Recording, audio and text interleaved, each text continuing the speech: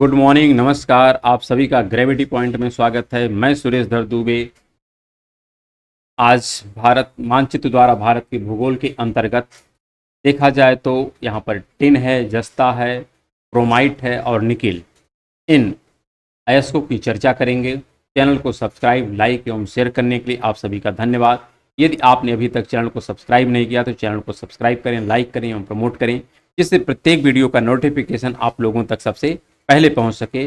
प्रत्येक वीडियो का PDF material Telegram channel पर उपलब्ध है, जिसे आप वहां से डाउनलोड कर सकते हैं, जिसका लिंक नीचे कमेंट बॉक्स में दिया गया है। आइए प्रारंभ करते हैं। सबसे पहले यहाँ पर जो डिस्कशन है, यहाँ पर लिखा गया सीसा एवं जस्ता। आपको स्पष्ट होना चाहिए कि सीसा और जस्ता एक जुड़वा खनिज है। कैसा खनिज है? जुड़वा खनिज है, अर्थात ये दोनों लगभग एक ही साथ पाए जाते हैं। इतना ही नहीं बल्कि चांदी भी इसी के साथ कहीं कहीं मिक्स रूप में पाई जाती है। तो अगर हम बात करें गैलना, तो गैलना जो है यह सीसा का प्रमुख अयस्क है। आपसे प्रश्न कभी काल पूछा जाता है कि गैलना किसका अयस्क है, तो सीसा का अयस्क है। इसी प्रकार आप देख सकते हैं स्फेलेराइट और कैलेमीन, यह किसका अयस्क है? ये जस्ता का अयस्क है। तो दो अयस्कों के विषय में आपको स्पष्ट जानकारी होनी चाहिए कि गैलना सीसा का अयस्क है तथा स्फेलेराइट तथा कैलेमीन जस्ता का अयस्क है। आप यहाँ पर लिखा है गैलना जो है यह सीसा का प्रमुख अयस्क है, जो प्रायः जस्ता एवं चांदी के साथ सम्मिलित रहता है। ये बातें तो हमने पहले कहा कि जस्ता के साथ चांदी रहती है और जस्ता चांदी की लगभग प्राप्ति गैलना से ही हो जाती है। लेकिन यहाँ पर सीसा, जस्ता, चांदी सब एक में मिक्स हैं, लेकिन फिर भी गैलना किसका प्रमुख अयस्क है? तो सीसा का है। ठीक है। फिर है सामान्यतः यह शिष्ट शैलों की सिराओं तथा बिंद चूना पत्थर शैलों में मिलती हैं। तो अगर आपसे कभी पूछा जाए कि यह कहाँ पर मिलते हैं, तो आपको स्पष्ट देना है कि यह शिष्ट शैलों की सिराओं में तथा बिंधन चूना पत्थर शैलों में प्राप्त होती हैं, इसकी प्राप्ति होती है। इसी प्रकार अगला तथ्य है कि उत्पादन और भंडारण में राजस्थान प्रथम स्थान पर है। अर्थात राजस्थान में इसका उत्पादन भी बहुत ज़्यादा होता है और भंडारण भी बहुत ज़्यादा है। किसका? तो सीसा और जस्ता दोनों की बातें एक साथ हो रही हैं। फिर यहाँ पर है जस्ता का 92% और शीशे का 50% भंडार कहाँ पर है? राजस्थान में है। आप जिस भी दृष्टिकोण से देखेंगे राजस्थान प्रथम स्थान पर है इनके भंडारण और उत्पादन में। किसके? अर्थात जस्ता और सीसा। फिर है जावर की जो खान उदयपुर राजस्थान में है, यह सीसा जस्ता की सबसे बड़ी खान है। आपसे प्रश्न पूछा जाता है कि जावर की खान किसके लिए जानी जाती है, तो यह सीसा और जस्ता के लिए जानी जाती है, क्योंकि यह सबसे बड़ी खान है भारत की। इसी प्रकार यहाँ पर लिखा है सीसा लोहा इस्पात उद्योग में चादरों की कोटिंग के लिए प्रयोग किया जाता है। आपसे प्रश्न पूछा जाता है कि लोहा इस्पात उद्योग में चादरों की कोटिंग के लिए किसका प्रयोग करते हैं, तो सीसा का प्रयोग करते हैं। इसी प्रकार जस्ता जो होता है इसका प्रयोग हम लोग लोहे में करते हैं। किस लिए करते हैं? कि जिससे लोहा हमारा जंगरोधी हो जाए। क्या हो जाए? जंगरोधी हो जाए, क्योंकि लोहे का ज़्यादातर क्षरण कह सकते हैं मॉइस्चर से होता है, तो उसको जंगरोधी बनाने के लिए किसका प्रयोग किया जाता है? जस्ते का। और कोटिंग किसकी की जाती है? शीशे की। इसी प्रकार तांबा तथा निकल के साथ यदि जस्ता मिला दिया जाए तो जो प्रोडक्ट बनता है उसका नाम है जर्मन सिल्वर। तो आपसे कभी काल प्रश्न भी पूछा जाता है कि जर्मन सिल्वर में किसका किसका प्रयोग होता है, तो जस्ता, निकेल तथा तांबे का प्रयोग किया जाता है। इसी प्रकार जो हिंदुस्तान जिंक लिमिटेड है, इसके द्वारा ही शीशे का निष्कर्षण भारतवर्ष में किया जाता है। इसकी कई कह सकते हैं सेटअप हमारे देश में लगे हुए हैं। वेस्ट बंगाल में है, चेन्नई में है, अन्य भी कई जगह इसके सेटअप लगाए गए हैं। इस आधार पर हम कह सकते हैं कि हिंदुस्तान जिंक लिमिटेड किसके लिए जाना जाता है? शीशे के निष्कर्षण का यह प्रमुख कह सकते हैं हमारा सेटअप है। अगला यहाँ पर तथ्य है कि राजस्थान की जो प्रमुख खान है, एक तो खान अभी अभी हमने देखा है जावर की खान है जो उदयपुर में है। कहाँ पर है? उदयपुर में है। तो राजस्थान का यह उदयपुर है जहाँ पर जावर की खान है। इसी प्रकार रामपुर अगुचा जो चित्तौड़गढ़ में है, तो रामपुर अगुचा जो चित्तौड़गढ़ में है यहाँ पर तथा जावर की खान, ये दोनों किसके लिए जानी जाती हैं? जस्ता और सीसा के लिए प्रमुख खानी हैं। इसी प्रकार सिक्किम की जो खाने हैं यहाँ पर भोटांग और पाचिये खानी हैं। साथ में रंगपो, भोटांग, पांचे खानी सभी हैं, लेकिन यहाँ पर भोटांग और पांचे खानी प्रमुख रूप से किसके लिए जानी जाती है? तो कह सकते हैं सीसा और जस्ता के अयस्क के उत्पादन के लिए जानी जाती है। अगला इसी प्रकार प्रश्न है, तथ्य है क्रोमाइट और निकिल, अर्थात निकिल और क्रोमाइट का भी हमको एक साथ अध्ययन करना है।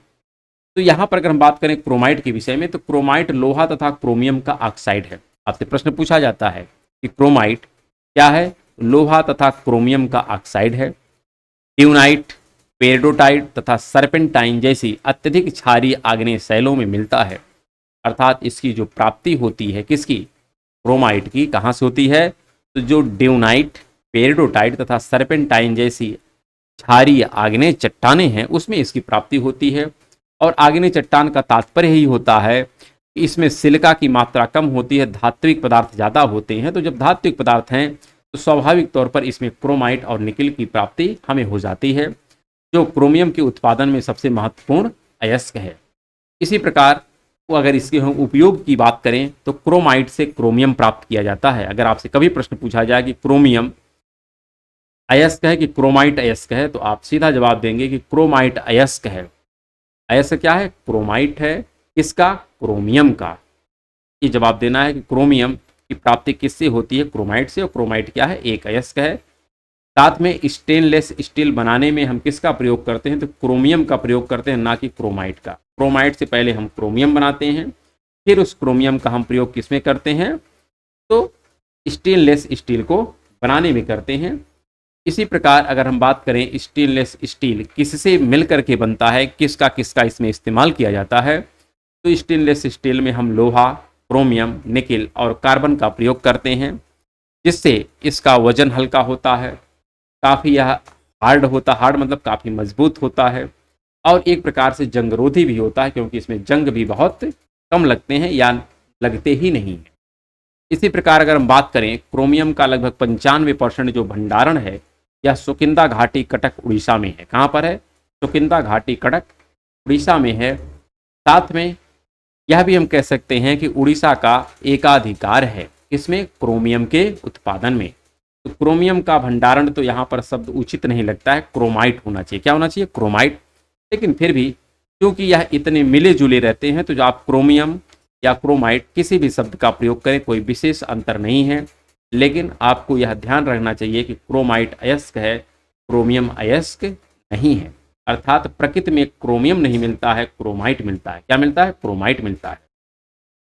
इसी प्रकार अगर हम बात करें निकिल के भंडार और उत्पादन में भी उड़ीसा का ही प्रथम स्थान है।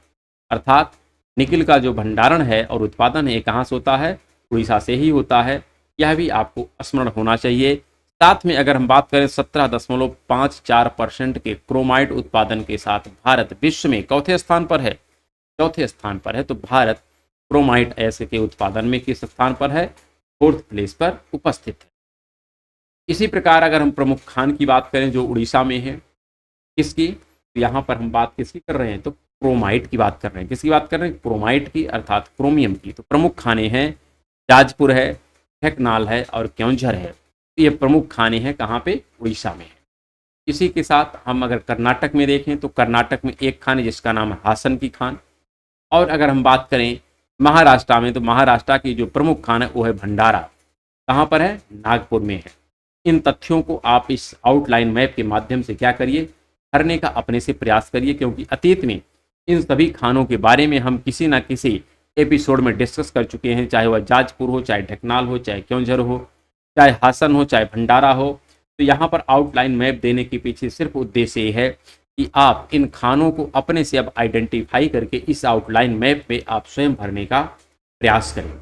इसी के साथ आज का जो कह सकते हैं मानचित्र द्वारा भारत के भूगोल का सीरीज है, जिसके अंतर्गत हम धात्विक मटेरियल, धात्विक अयस्क के बारे में चर्चा कर रहे हैं, इसे यहीं पर समाप्त करते हैं।